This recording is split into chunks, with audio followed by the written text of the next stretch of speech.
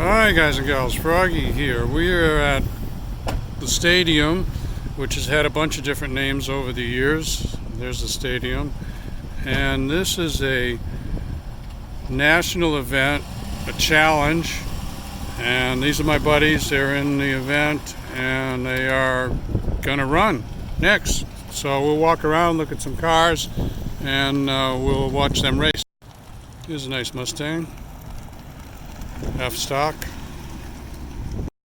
These are older American cars, muscle cars, pony cars. These are the Cam T for traditional, so they're older. And they are very heavily modified. Suspension can be changed out altogether. Hot rod motors, 600 horsepower on some of them probably. Nice Camaro, lots of stickers. And this is a Cam S Corvette. That's what I would be running in if I was in this event, which I'm not today. There's a Camaro that's newer Camaro. That's Cam C for contemporary, and the T was traditional. So the newer ones are the C, Cam C. Cam S is for two-seater sports cars, so that would run against Vipers and Cobras, all American. 61,974. Let's watch the start for a couple of cars. In that Mustang of his. These Cam C cars. Great run for Michael Horna, 61.9. Watch the starter. Richard Trujillo. Richard through the lights with a 62.4. He had a great run, but he's going to come up a half a second short. So right now, car number 98. Now with autocross, you do not have to start your car the instant that the flagger flags you off. Your time actually starts. Ford versus Chevy battle. Let's see. We'll see how this one comes out. Todd Cameron. That's a timing light right there. Yesterday. So your time starts when you break the timing light. Was doing a great job. So he says go, and you just compose yourself and get yourself ready and then launch. Old school. It's a brand new. That's different than 2018 Christmas Mustang. lights at a drag strip, gone old school with the where your reaction time is important. Here, there's not really any reaction time to this kind of racing, except once you get going out on a course. Then you've got to have good reaction time to take all the curves. So 61. Well, this is the finish of the course. 61.402 for Michael. So and it's fast. So let's watch this car come through. Can he do it? He's in with a 62.0, 62.040. And car number 98 will move on. Michael Horn. All right, this is a C5 Corvette.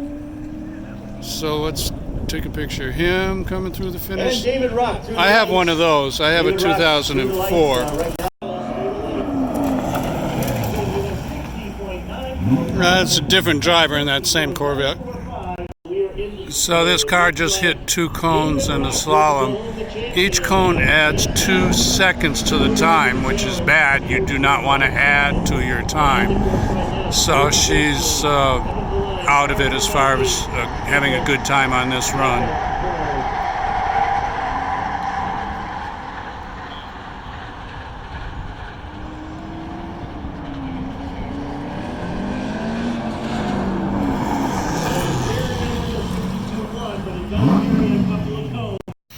So I'm going to wrap this up. These are street cars, C Street, A Street, and the way this kind of event works is there's an index. They call it PAX, P-A-X.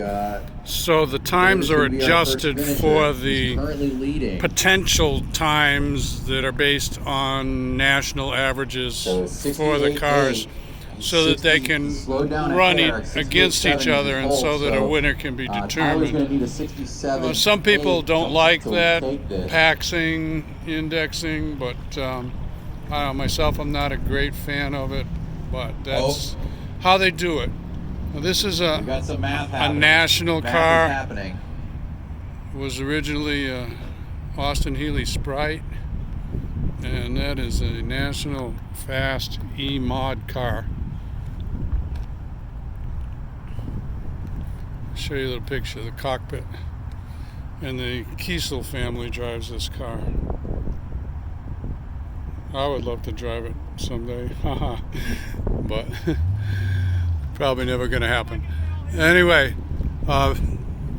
be safe, have fun. Froggy's out. If you like this, give me a thumbs up, subscribe to my channel, and click the little notification bell if you want to get notified when I put up new videos.